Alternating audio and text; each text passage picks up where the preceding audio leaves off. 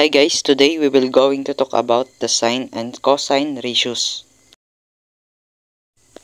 Suppose that you wish to compute the lengths of the legs of a right triangle given the hypotenuse and an acute angle. You need some ratio other than the tangent, for the tangent does not use the hypotenuse. So, ibig sabihin, yung tangent is hindi naman gumagamit ng hypotenuse, kaya kailangan natin ng ibang ratio to solve the lengths of the legs of a right triangle. So, meron tayong mnemonics dyan, which is yung tinuro sa atin nung high school pa tayo, which is yung SOHCAHTOA. SOHCAHTOA, which is stands for sine opposite over hypotenuse, and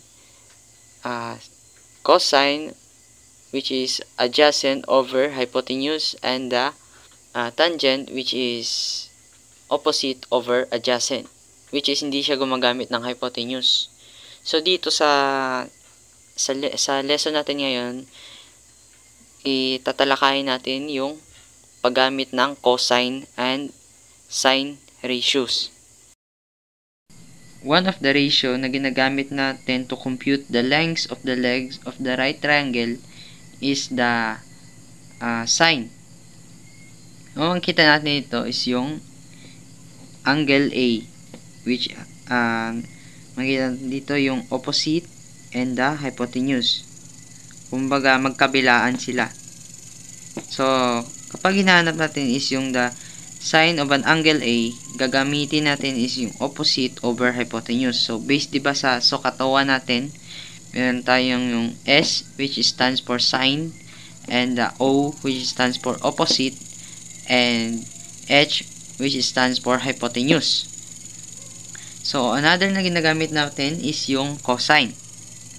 The cosine of an angle A is the ratio of the length of the leg adjacent to angle A to the length of the hypotenuse, which abbreviated using adjacent over hypotenuse. So kapag ang hinanap naman natin is yung cosine of an angle A, we will use the value of adjacent and the hypotenuse. So kanina sa sine, ang ginamit natin is yung value ng opposite and the hypotenuse. Dito naman sa cosine, ginamit natin is yung adjacent over hypotenuse. So ganyan lang siya kasimple. So for example, give the sine and cosine of the labeled angles. So makikita natin dito yung value ng hypotenuse natin, ng opposite natin, and the adjacent. Malalaman natin kung saan yung hypotenuse, kung saan nakaharap yung ating adjacent and our opposite side. So to get the angle of this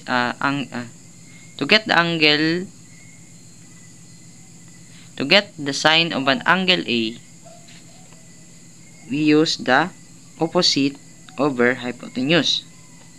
So sine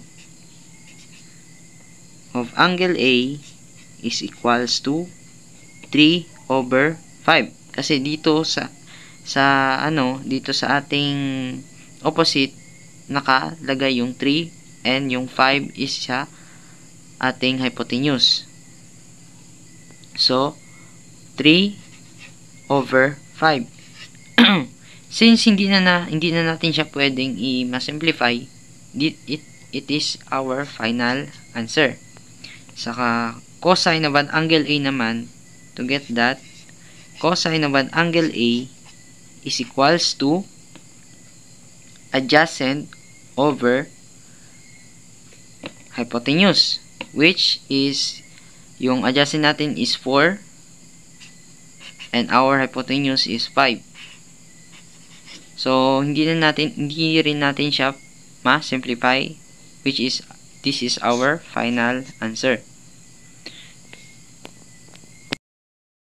So to answer the item number 2, yung K natin, yung K muna yung ating isosolve. So sine of angle K is equals to, saan ba yung ating saan ba yung ating opposite? Diba dito? And our hypotenuse is 10. So 5 over 10. Since pwede pa siyang ma-simplify, our final answer is 1/2.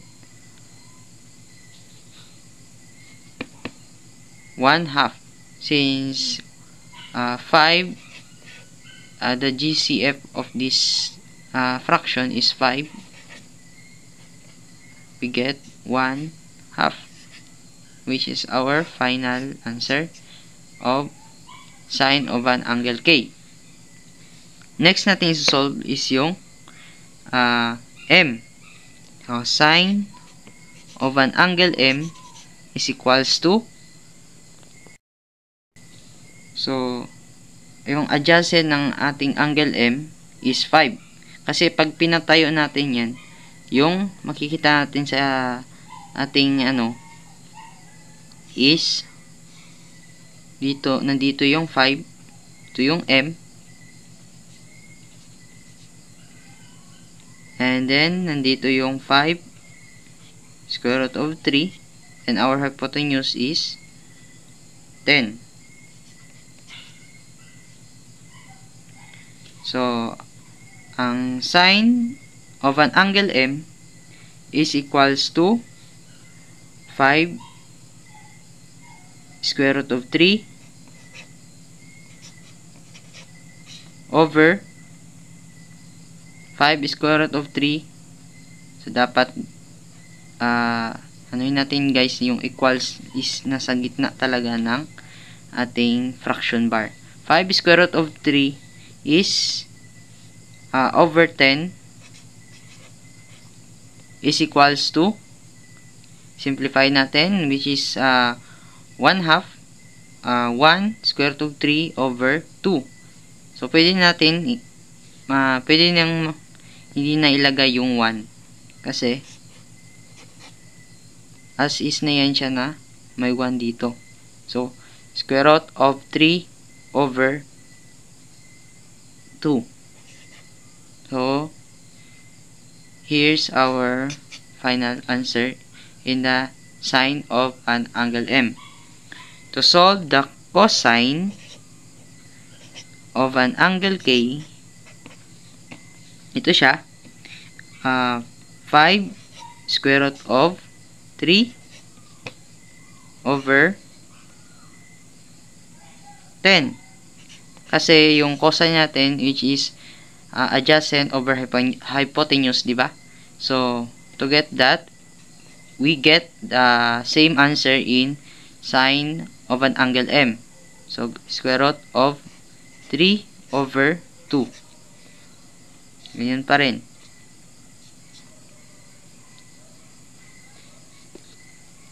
To get the cosine naman ng angle M,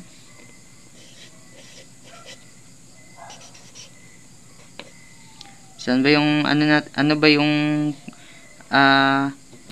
adjacent natin, di ba, is 5 over hypotenuse, which is the 10. We get 1/2. So, magkaparehas lang yung sine of an angle K and the cosine of an angle M. So, I hope you learn, guys. That's it. And thank you.